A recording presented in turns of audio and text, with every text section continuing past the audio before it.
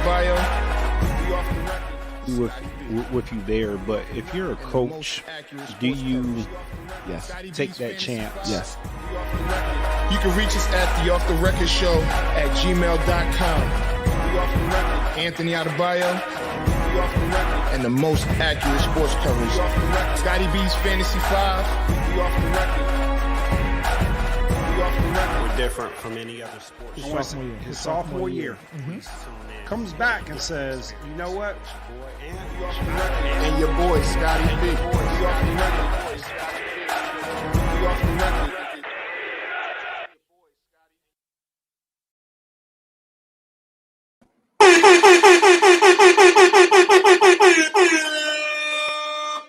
Hi. What is going on, man? How are you doing? Hello, sir. How are you today? I'm absolutely I'm great.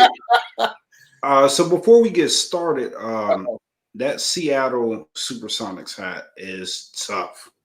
That is a tough hat. I know you got an upcoming trip. Hey, shout out to Nair. This is your weekend, man. Congratulations again, man. Couldn't be more proud of you. But that's a good hat to go to Seattle with. That is tough. That is tough, man. Well, I had it for a while, but so man, this is Off the Record. I'm Anthony Adebayo. Scotty B. All right, so we had football on Tuesday. We had football on Monday and Sunday, and we have upcoming NBA. People starting already, man. We ain't even 2 minutes into the show, and people starting already. Listen, all right. So, it was a weird weekend, and so of course, Monday we had Washington versus Pittsburgh. We also had Buffalo versus San Francisco. And yesterday we had Dallas versus we had Dallas versus that team up north, Baltimore. So let's start with the Washington game. Right. Well, before we get there, how was your weekend? So my weekend started off a little cruddy. If you watch the Battlegrounds, I took a vicious, and shout out to Earn and shout out to the judges, even though I had some not so nice words for them. So that's where my weekend started. Okay. Then I had a terrible fantasy week. Thank God I had locked up a lot of the playoffs or whatever. Mm-hmm. My week has been pretty good, but the weekend I was just like, after the battle Saturday, I was like, you know what?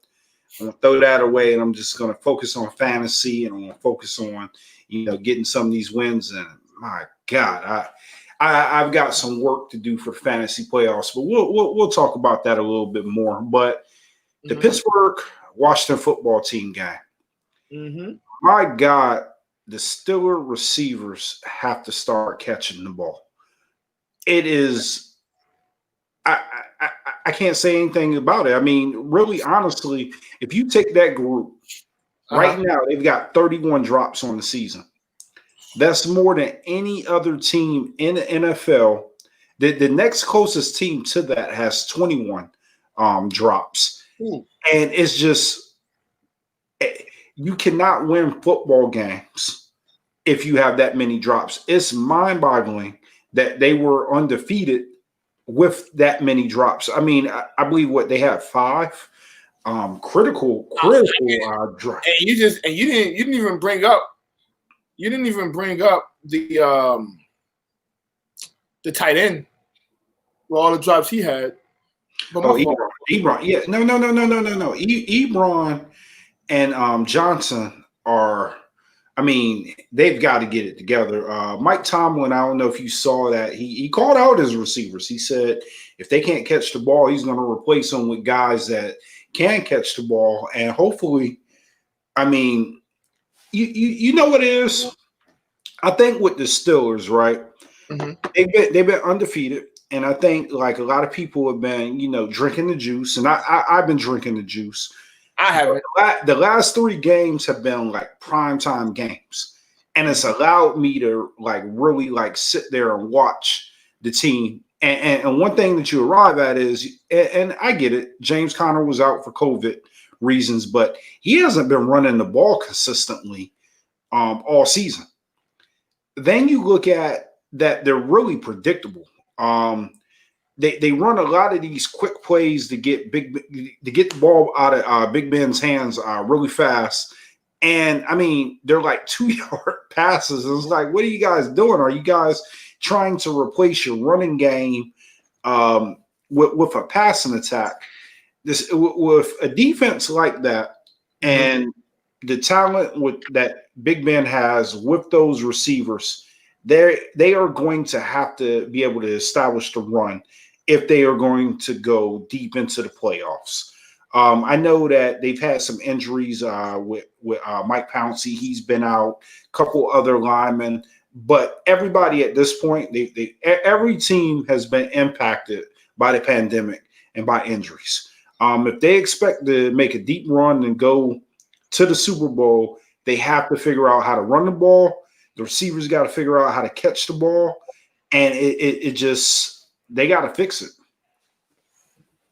So, I agree with a lot of that. I've said, multiple times that the Steelers were overrated. I didn't think that. I don't think that they should have been the number one ranked team. I still thought that the Chiefs were better. I thought that a number of teams, the Saints, are better than the Steelers, and it just showed. Like, ever since they played Baltimore the first time, I said this team isn't as good as their record says. They've been getting pretty lucky. They got lucky against Dallas. They got lucky against Baltimore twice. So aside from the Cleveland game, they haven't been as dominant as people would think. But with that being said, you got to give Washington a ton of credit. That defensive front is legit. They are a legit front that you can't sleep on.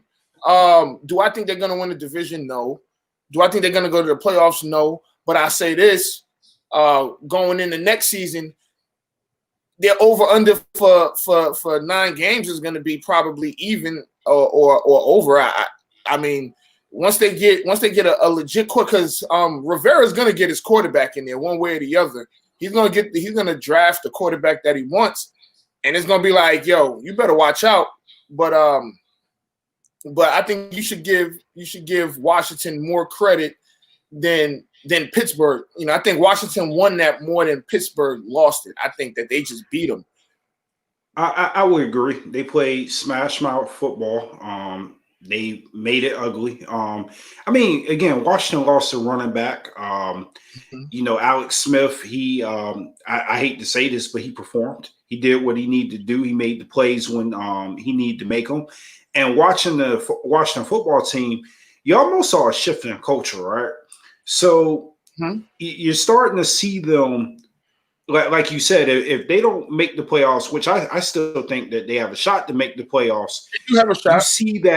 You see that culture forming to where they're not the same Washington team that we've grown accustomed to. Now, 2 things I want to ask you. Number one, the Steelers, one thing I will give them is I do feel like the scheduling conflicts and the COVID and the changing of the games, I do feel like that was a factor in some of their performance. And I think that they've taken that on the chin and they've rolled with all the punches. They got Buffalo this week. A lot of people call it this Washington game a trap game. Do you feel that the Buffalo Bills can go in there and beat the Steelers? Well, the game's in Buffalo. Right, but I'm sorry, but do you feel like Buffalo is going to beat the Steelers? I don't know. I'll say that they have a shot.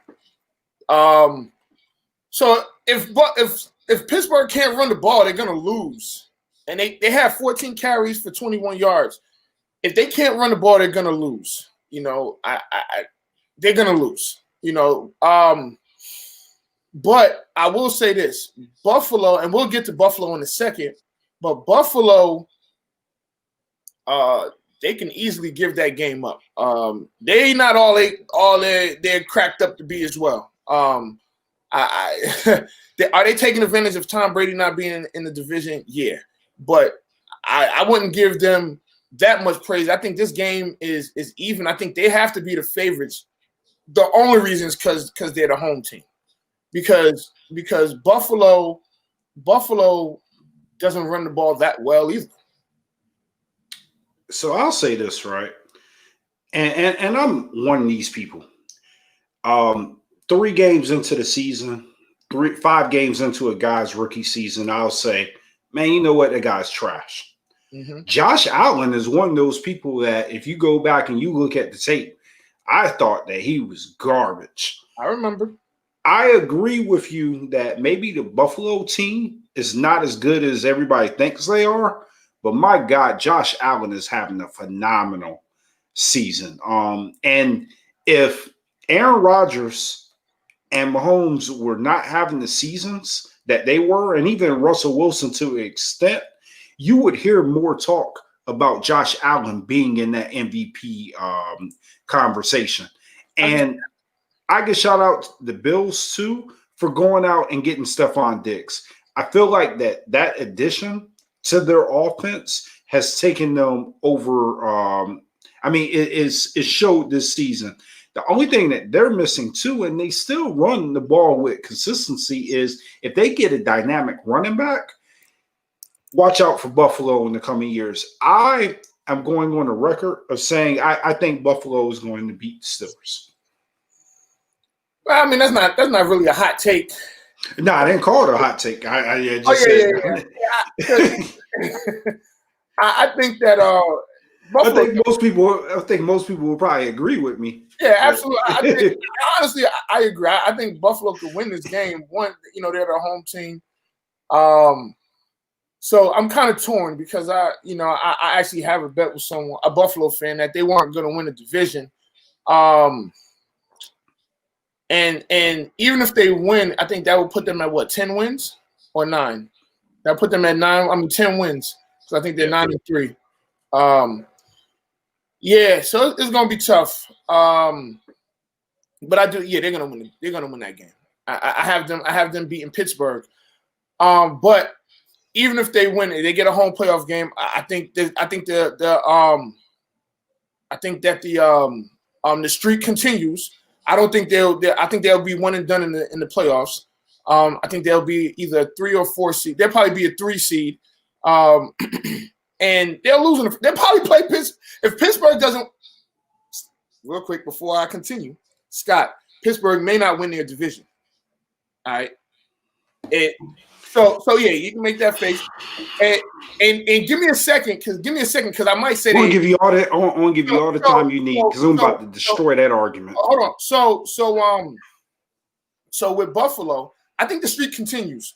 Whether they win the division or not, I think that it would be since 1995 that they have won a playoff game, and it's going to continue. They're not going to win the playoff game this year, and because the thing is, more than likely, they're going to have to play a team from the AFC North, whether that's Pittsburgh, Cleveland, or Baltimore, and all 3 of those teams are going to beat the brakes off of Buffalo.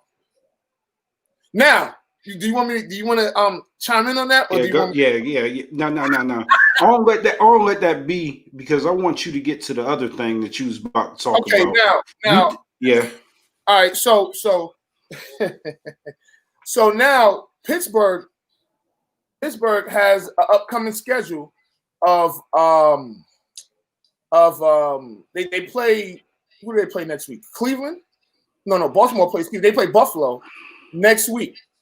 So from Buffalo, they have to play I'll bring the schedule, because I want you to understand that it's possible that, I'm not saying that they're going to lose out, but they could lose 3 or 4.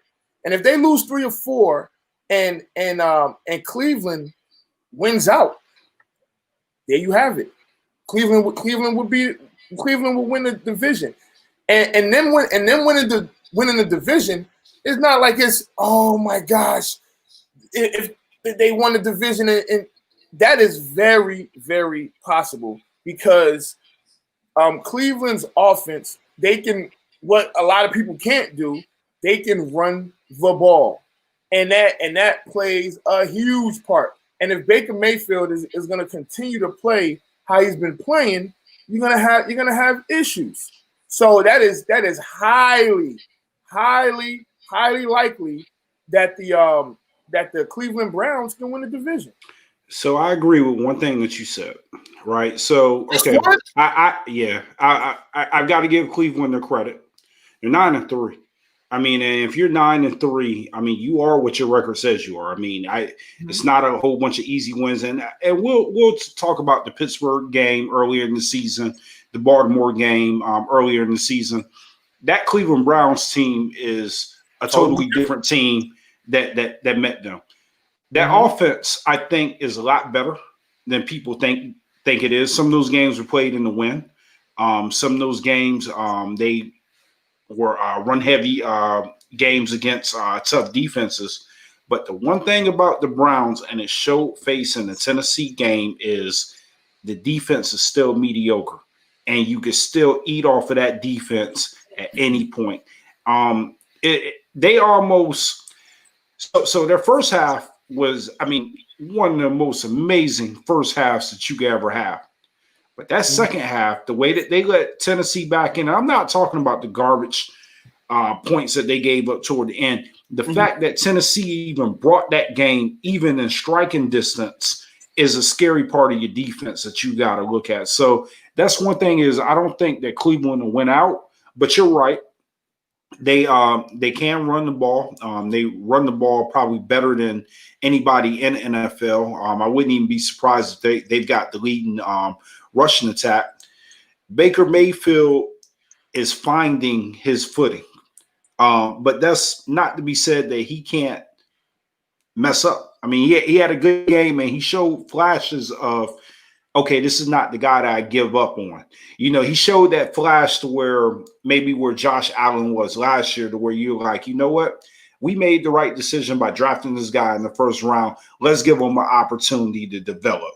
I think that he's starting to show that to where they don't need to go out there and necessarily get another quarterback. But for him to lead a team to win out, I'm still not drinking the Kool-Aid, man. All right. So here's my thing. Here's Cleveland's remaining schedule. They got Baltimore on Monday, right? Then after that, they got the Giants, then the Jets, and then the Steelers. The Steelers remaining schedule. They have Buffalo. They have Buffalo next week. Then they got Cincinnati. All right. Then they have the Colts, and then they end the season with Cleveland. They could legitimately lose 3 out of 4. They can lose 3 out of 4. And my son just came down here. And come on, man, it can happen. Okay, so Cleveland. I mean, you play devil's advocate. Cleveland could win 3 out of 4. I mean, lose 3 out of 4. They could possibly lose Baltimore. You know, Baltimore has gotten healthy, and the way that they ran the football against the Cowboys, my God. And we'll get into that a little bit more, but yeah, they could lose the Baltimore. I'm not even writing the Jets off. You know what I saw during that Raider game, and hear me out, is I saw a lot of guys fighting for their jobs next year. And those are the scariest players to go against. I mean, now, does everybody believe that they're tanking for Trevor Lawrence? Probably. But when you've got NFL athletes that legitimately need this is how they feed their family, and they start competing, anything is possible. I wouldn't overrule the Jets just yet. They almost had a victory over the Raiders, which the Raiders, some people are saying like they're a lot better than their record says. Even though they had a bad game against Atlanta, you look at the games that they played against Kansas City, they were really competitive. So do have one question for you. Was it appropriate to fire Greg Williams after that play? Absolutely, because he clearly looked like he checked out. He looked like he was a check to run that play at that time, trying to win the game. He checked out and it almost looked like he quit on the team anyway. Secondly, for him to say what he said, saying, that's the way I call the defense. That's what I'm going to do, and I do it again. Yeah, he had to go, and not to mention him and Adam Gase has been bumping heads all season. So Adam Gase is going to be right behind him, but yeah, I think he's done. I mean, I think it was the right call. I think that was he blew that game, and you know, knowing the way the season's going, you can't do that. You can't do that. You can't do that. Yeah, I mean, I think he rewarded him by firing him. He put him out of his misery. So he probably secretly was like, you know, thank you. You know what I mean? I don't even have to deal with this mess. That's what he was trying to. That's what he was trying to do. That was his. He was trying to get out of there early. He quit because he quit on them already. He was already done. All right. So very rarely do I do this, but I want to ask you, what are the Cowboys going to do? Legitimately, like what are they going to do? It's past the point of rubbing it in your face, and you know, just gloating. Because my team isn't doing so hot either, but the Cowboys look a mess. What are they going to do? How do they right that ship? All right, one moment. I mean, what they gave up on the ground. I mean, look, it's to the point to where if the Cowboys are playing and you're playing them, you could do whatever you want against that team. You could run the ball, you could pass the ball. And just with the state of the NFC East right now, I felt like it was one of those things to where you had four teams that weren't really that good. But the first team to figure it out was going to be the team to go to the playoffs. So you look at the Giants, right? They're playing. They were in a whole bunch of games. They went the wrong way, but they were competitive. And now it seems like they're starting to figure it out. You know, that win in Seattle was huge. You look at the Washington team. You know, they're starting to figure it out, and you know now they're at the top of the division. You look at the Eagles, which we're going to get to the Eagles because I'm not letting Eagles fans off the hook. But you see the direction that they're going in, and you see the blueprint. With the Cowboys, it's like they keep losing. You don't see the direction. And it's just, you don't know. The team is too talented not to win. Everybody in that division is playing with their backup quarterback. You know, so the excuse that Dak is out, the excuse that we've had Lyman out, everybody is banged up. What are the Cowboys going to do? What would you like to see them do?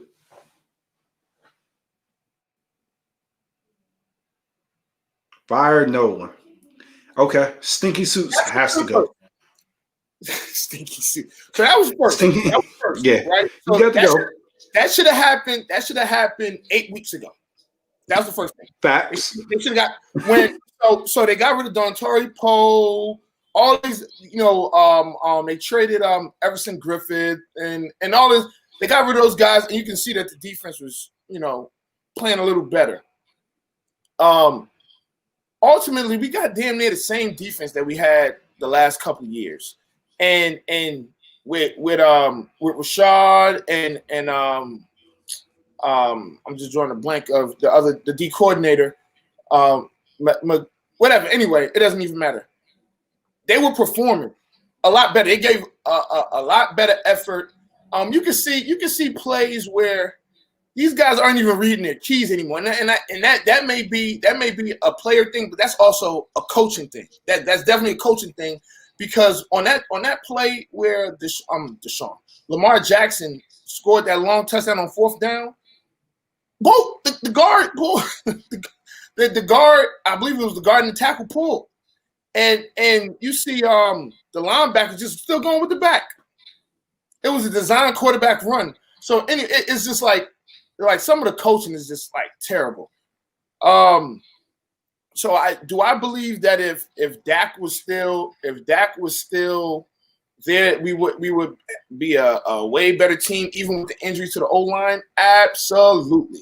I think that once Dak went down, and you talk about other teams losing their starting quarterback, those starting quarterbacks, one, weren't better than Dak. Two, they weren't the heart of the team. Dak is not Zeke.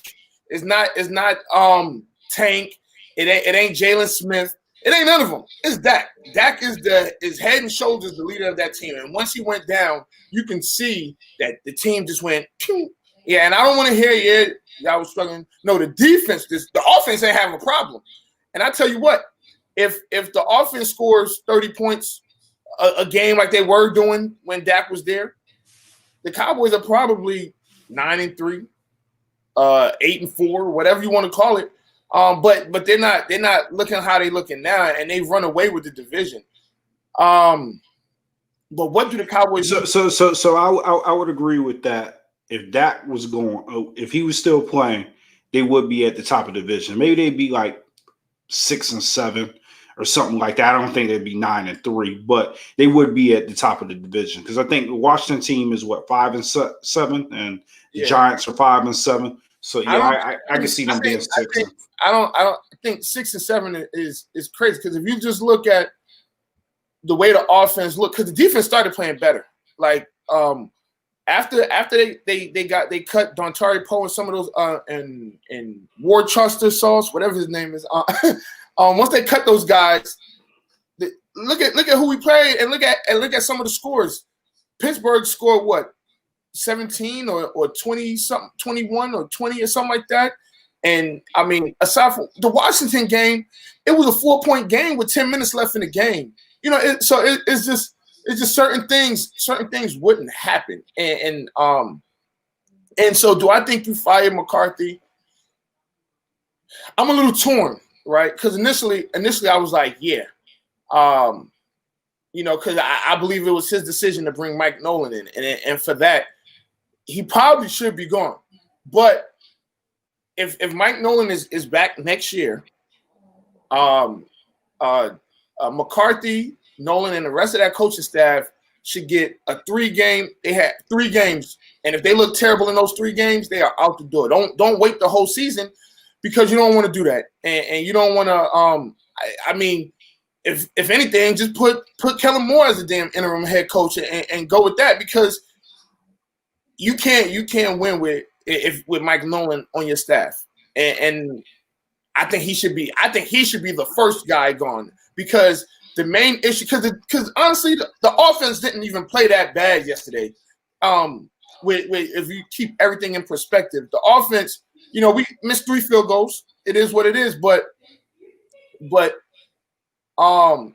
defense, the in-game adjustments just they weren't there, man, and so they're gonna have a top 5 pick probably.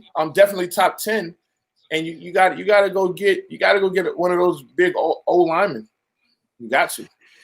Yeah, I think differently.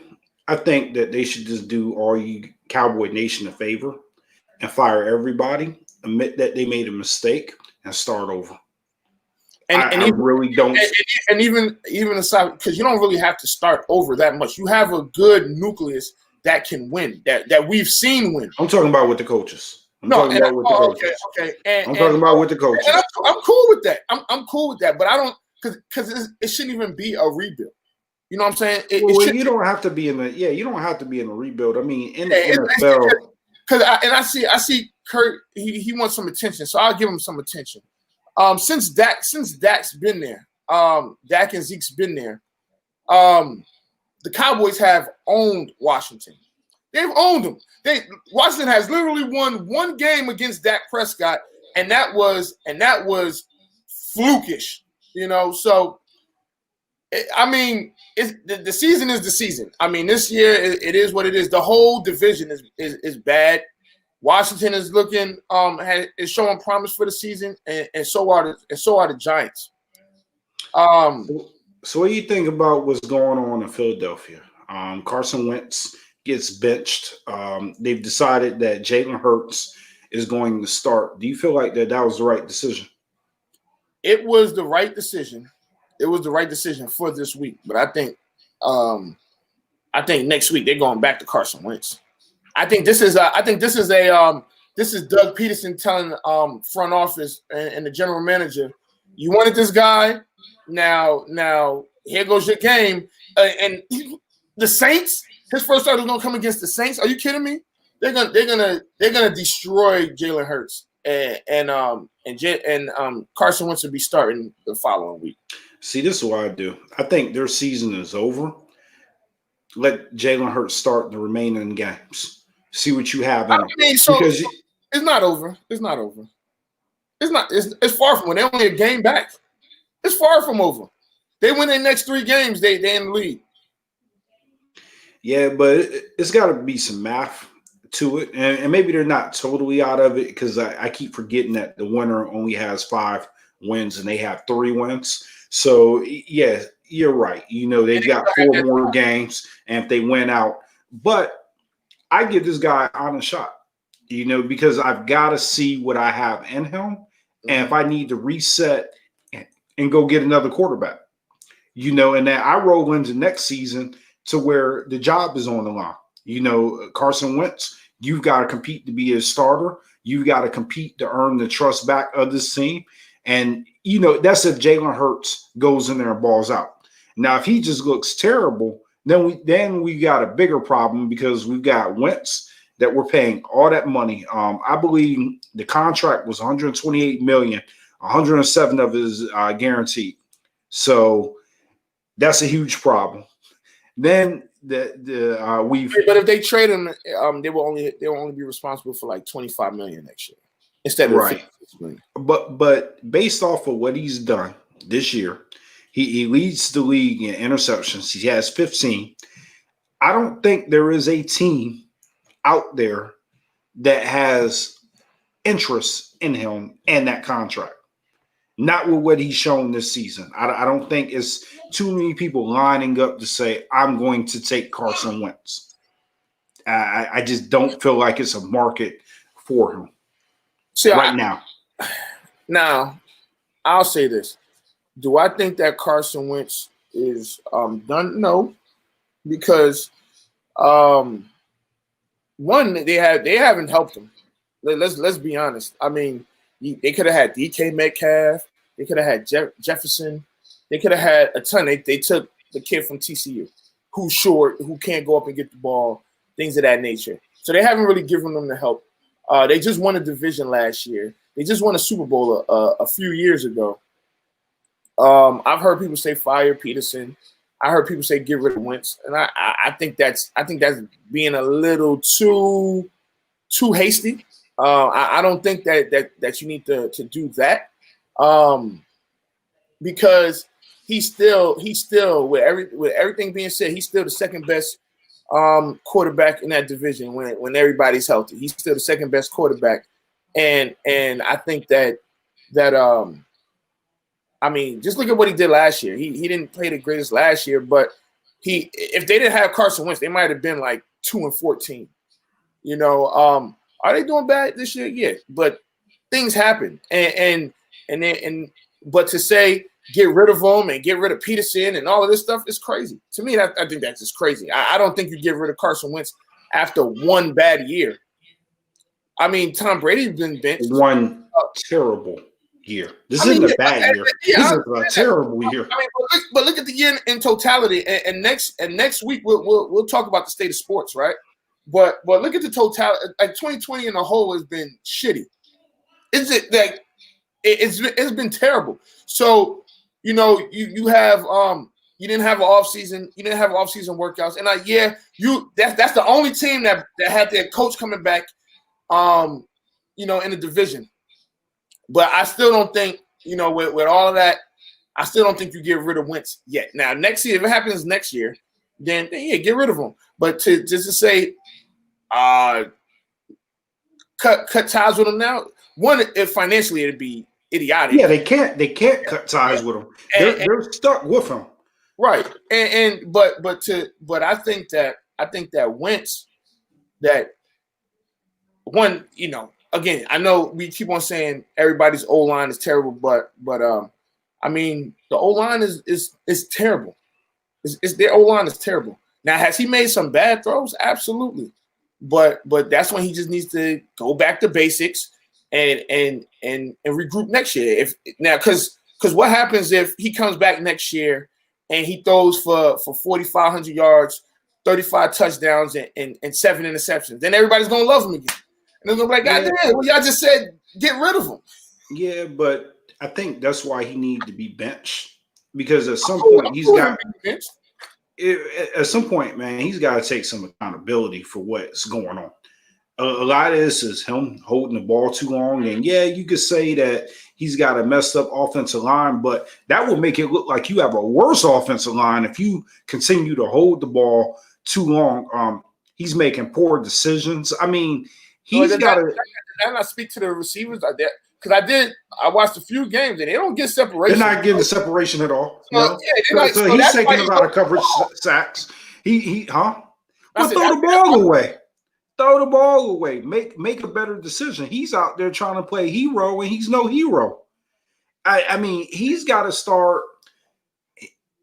Carson Wentz appears to be one of those guys, and I've just heard this throughout the locker room there. I don't have any knowledge of it. It's just whispers of it, that he's just one of those guys that doesn't take accountability, doesn't step up and look himself in the eye and say, he just did it. He literally just did it. I need to play better. I'm not playing well. He said that was before he got benched. Yeah, he should have been benched a long time ago, but because of the money and because of what we saw a couple years ago, because a lot of people, and I'm even one of them, the Wentz that I saw in 2017, I was like, yo, this guy is the truth. This guy is the man. And I think a lot of us are holding on to that Carson Wentz. And guess what? That Wentz is gone. Carson Wentz has got to figure out if he can even get back to even, we'll say 75% of what we saw in 2017. He ain't got to get the whole. That's so unfair, man. How is that unfair? Yeah, that team was so different, man. That team in 2017 compared to now, no, that team was way different. They had all pros on the O-line. Was Deshaun Jackson on that team? I don't think Deshaun Jackson. No, Deshaun Jackson was in Tampa. Alshon Jeffrey was on that team, and he was catching everything.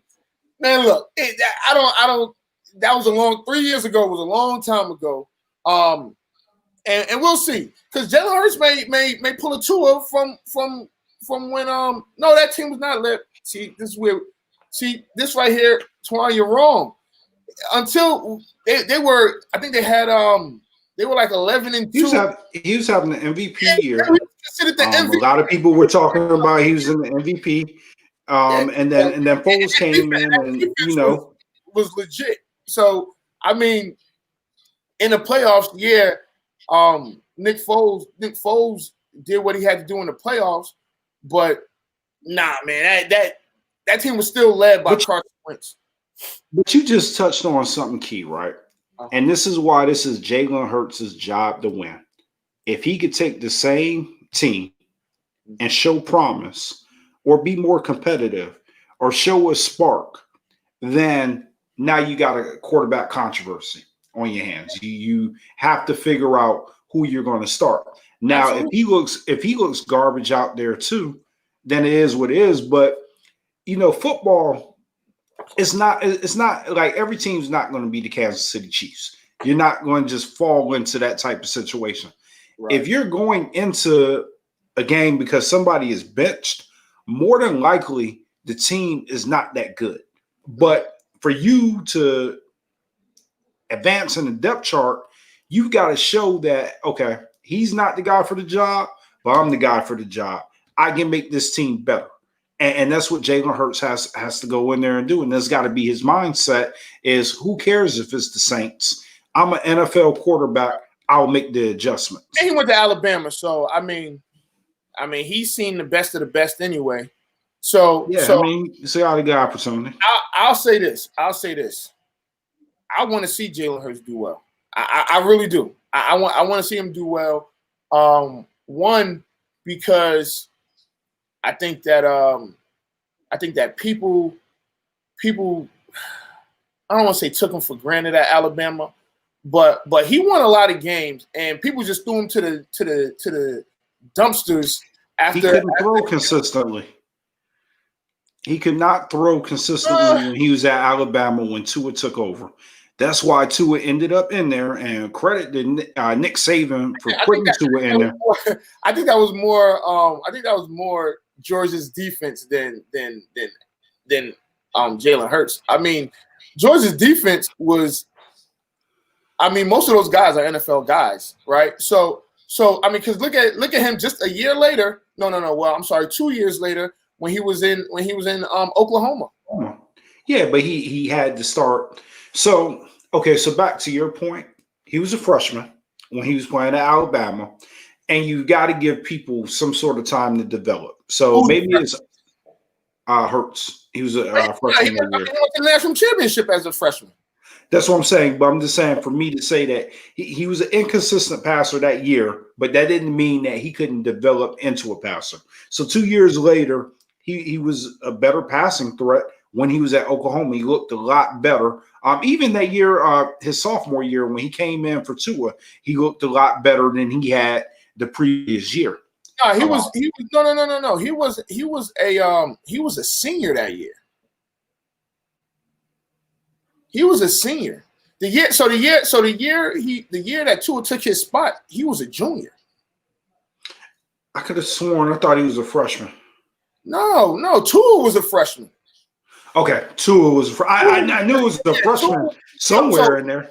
So what happened was Jalen Hurts rookie. His freshman year, he went to the national championship. They beat Clemson, if I'm not mistaken. The following year, Clemson beat them. Then the year after that, they beat Georgia.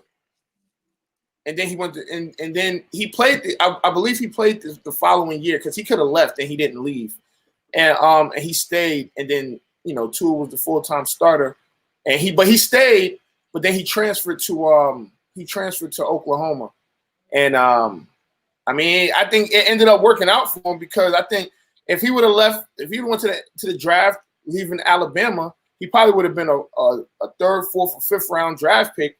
He went to Oklahoma and got drafted in the second round. So yeah, he might have been asked to change his position. Yeah, that too. I mean, so let's get to the winner of the week. No, you're a winner. No, you're a winner. No, you're a winner. No, you're a winner. All right, I'll make this quick because we don't have too much time left. But my winner of the week this week is Paul George. I don't know if you've heard, he blamed Doc Rivers for not making the adjustments, and that was why he had a poor performance in that series against Denver. And I'm just gonna call it out. Paul George is becoming a weenie. He really is. Paul George, if you want to talk about somebody that takes no accountability for anything, is Paul George. Paul George always has an answer. He's always got an excuse. He's always got a reason, but very little result. And I just thought for him to just come out and say that his poor performance in the bubble was because of Doc Rivers, I thought it was just stupid. Nobody wanted to hear it. And for all those reasons, he's not only the winner of the week, he's the weenie of the week. Man, what are your thoughts on that, man? He called him a weenie of the week. He's a weenie. George is a weenie. Here's the thing. I know I've been on record and said that Doc Rivers is overrated as a coach. But let's not get that confused with me disliking Doc Rivers. I think Doc Rivers is a hell of a coach. Excuse me, but I think that with some of the teams, they underperformed. With that being said, Paul George is way out of pocket. He's way out of line with this. He's wrong. Because first of all, do you recall when he was playing bad in the playoffs? I want to say, were they playing? Who did they play first? Dallas, right? He was depressed then. Huh? He was depressed then. Yeah. He was suffering from depression. And then he said that he had a good game. Then he went back to playing like crap. Then in the following round, he had like one good game. And that was it. So, and not to mention, Doc Rivers was trying his best to get him involved and get him off the schneid, right? So for him to put the blame on Doc Rivers, I think that it wasn't just him. I think that Kawhi was part of that. I think that Patrick Beverley was part of that. And they got Doc Rivers fired. I just think they got Doc Rivers fired. And it may have just been Paul George and Kawhi Leonard, right? Because at this moment, whatever Kawhi wants, Kawhi is going to get.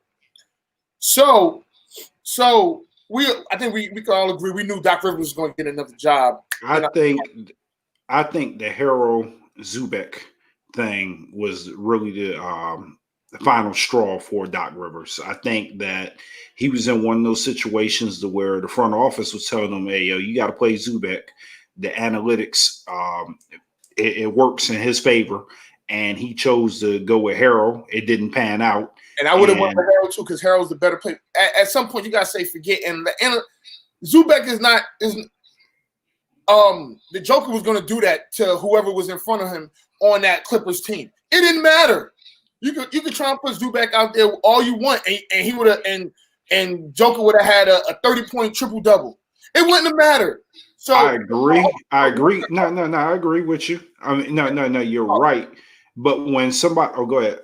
Yeah, I just real quick, just on the Paul George thing, is like some of these players, and Doc Rivers said it. I think that everybody needs to take ownership. It ain't just a Doc Rivers is not on the court. He's not on the court. So the players that played in those games where they was up 3-1 and ended up losing, they need to take accountability.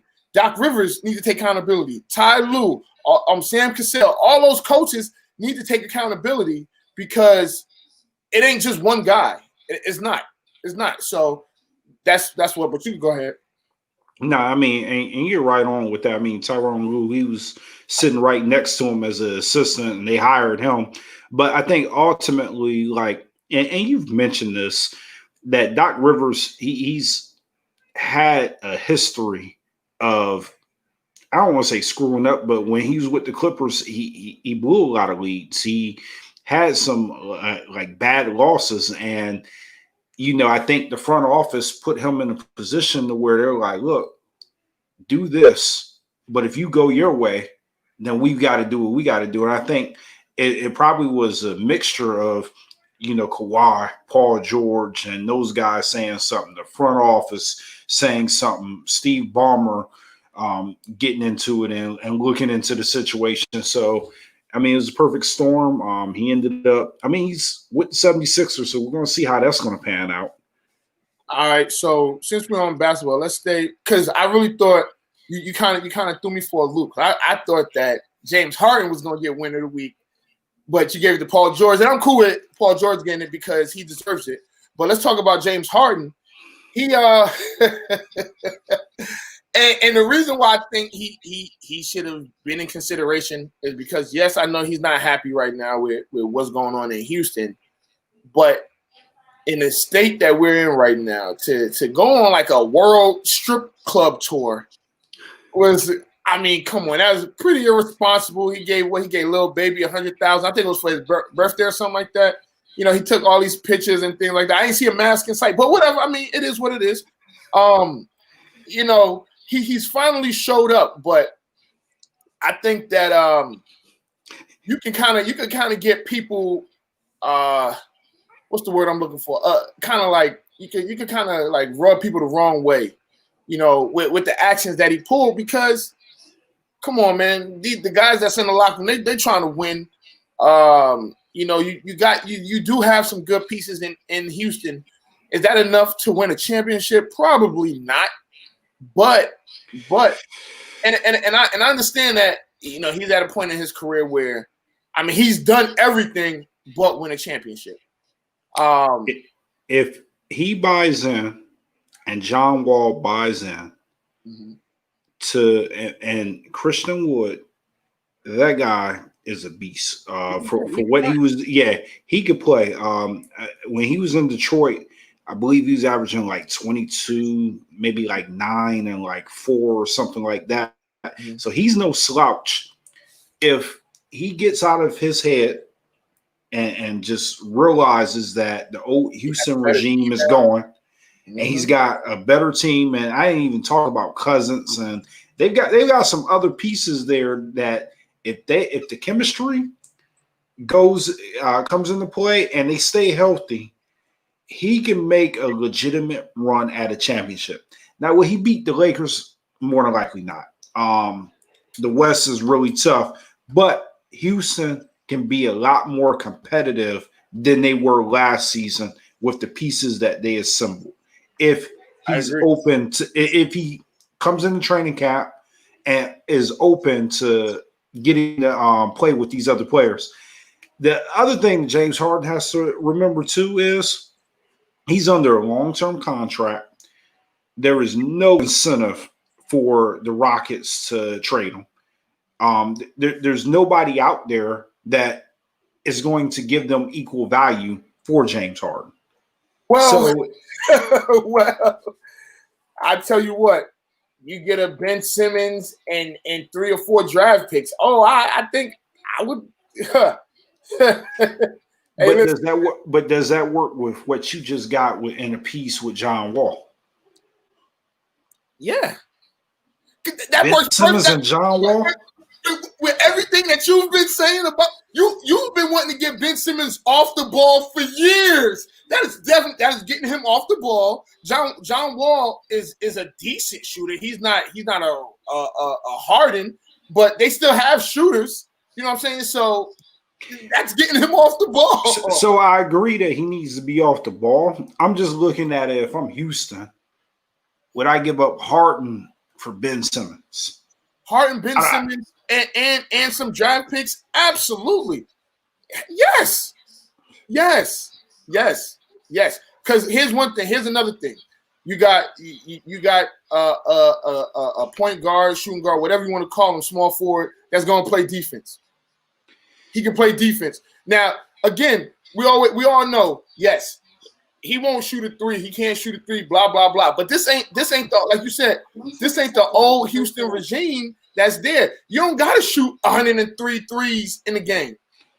So call me crazy, but I think I would rather have Embiid if I'm Houston. And you're crazy. I think I would rather take Embiid. I would pair him with John Wall, and go from there. I don't know how the Ben Simmons John Wall thing will work, man. Hey, look. They ultimately don't say they're the same. They don't do the same thing. They don't play the same. Okay, so John Wall has been working on his jump shot. He's been working on his jump shot. So he's going to return a much better shooter than he left. I don't know, man. I don't know if I would risk that. You don't need him to shoot threes if you got shooters around them, right? So again, that's true. And Ben Simmons,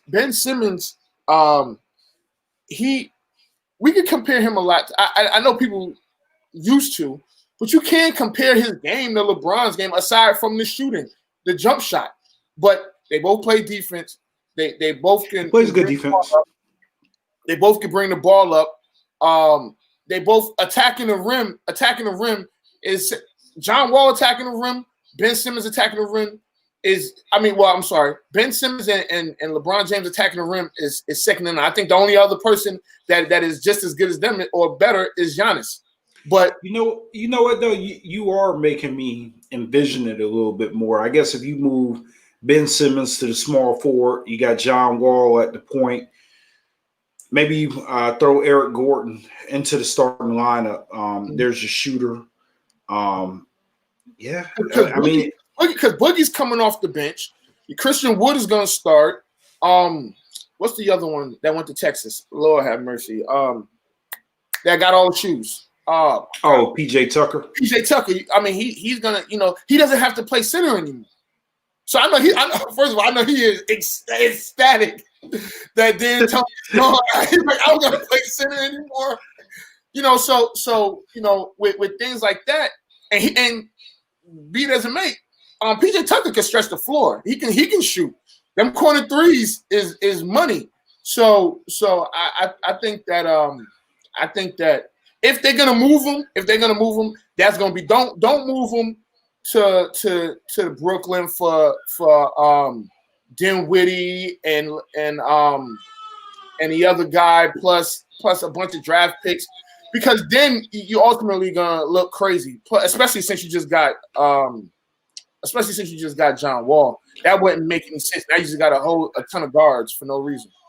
So here's my thing, and you may disagree with me on this. I disagree. I at least give John Wall and Harden a look. No, I don't trade them to the 76ers unless it looks like it's not going to work.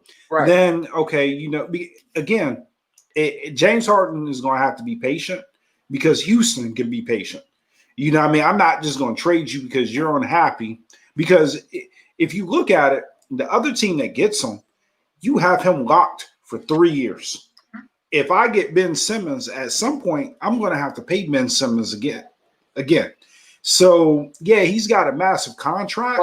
They just offered Harden a 2-year extension for $100 million for 2 years to extend to to the other 4 years that he already has. Yeah, I mean, but all jokes aside, though, we don't know how the money is going to add up for these players moving forward. I read an article earlier today. Mark Cuban is expecting to lose $100 million with the pandemic, and by the time it's all said and done. So teams aren't making the money that they were accustomed to making before. So we don't know if that big money is going to be there. So he might have should have took that deal, because I don't see Houston wanting to move him anytime soon. Well, they're probably still going to. I mean, I'm sure it's probably still on the table. But so here's the thing. I think that these guys are still going to make. They still going to make a ton of money.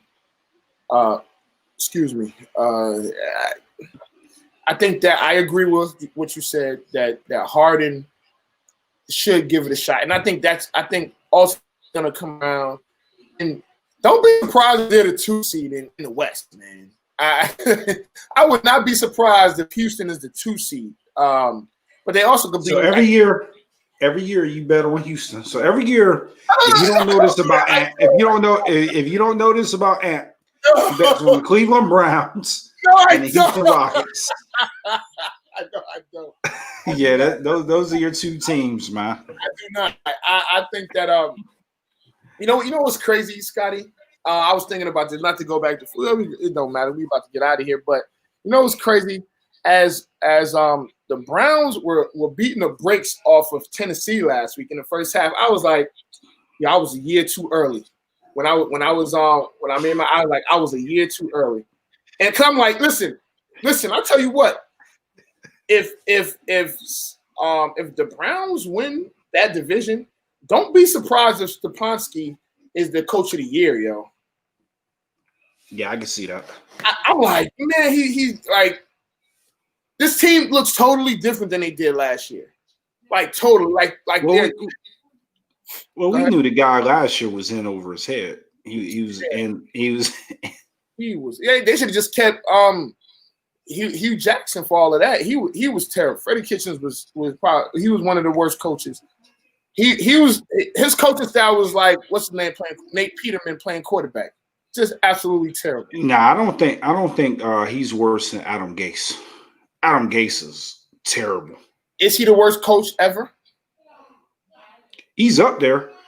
I hate to do it to him, but Pause. Hugh Jackson is Hugh Jackson is somewhere along the lines too. Well, his record says that yes, he's Yeah. because I mean he went 1-32 or 1-31 in 2 years. That's let's shelf that one because I think that's a good conversation to have. The worst coaches of all time, and we could do football or all sports. But I'll throw a throwback out there. Steve Spurrier. so that what in the NFL? In the NFL. I was like, because I mean, he won national championships. He's a Heisman Trophy winner. But you know what? Nick Saban in the NFL was. I mean, he was just a bad Spurrier. Yeah. So I mean, yeah. I'll try to think of though just a worse coach. There's some other ones out there. I'm gonna have to think of. I don't know why Steve Spurrier came to mind, but shoot, Jay Gruden. Nah, but he wasn't the worst. Yeah, because he won some. He won to play. Yeah, he won some games. He didn't win no playoff game. He didn't win a playoff game. Chip Kelly was pretty bad too, but he had success, so you can't really put him. It's tough. In there. Adam Gase right now is really, really, really bad. He is really, really, really bad. And you got some guys that are like first time head coaches that are doing a way better job than Gase, like out in Arizona, even though they're on a little bit of a losing streak, and you got Stefanski. Well, we'll see. But I guess it's time to get out of here. All right. So, but again, shout out to Nair. He's getting married this weekend. Shout out to everybody, man. It's been good. Aside from the Cowboys game, I've been pretty cool. Pretty cool. I was watching that game last night, and I knew we was gonna have to talk about it, especially because they played on a Tuesday. But again, the odd days that they've been playing on have been pretty cool. I like that Tuesday night game. I like the Tuesday. Yeah, I like the Tuesday night game too. The Monday doubleheader, I was like, but went because that game started at like 5, and it ended up being a really good game. But I think that Wednesday game at 3:40 or 3:30, whatever it was, that was really dope. So I think that, and that's another reason why McCarthy probably, because he had 12 days to get ready for Baltimore, and they looked so unprepared. But whatever, we don't got to talk about the Cowboys no more because it's time to go. So with that being said, follow us on social media, youtube.com. You know what? Let me just post that joint so I ain't got to say everything. But again, follow us, on social media. Follow Scott. Scott, what's your Instagram again? Scott Q. Smith. All right. The numbers are growing. Numbers have been growing. Yeah. All right. Consistency. That's what we look for, man. But all right, man, this is Off the Record. I'm Anthony Adebayo. It's your boy Scotty B. We out of here. Anthony Adebayo. With you there, but if you're a coach, do you take that chance? Yes. You can reach us at the Off the Record Show at gmail.com. Anthony Adebayo.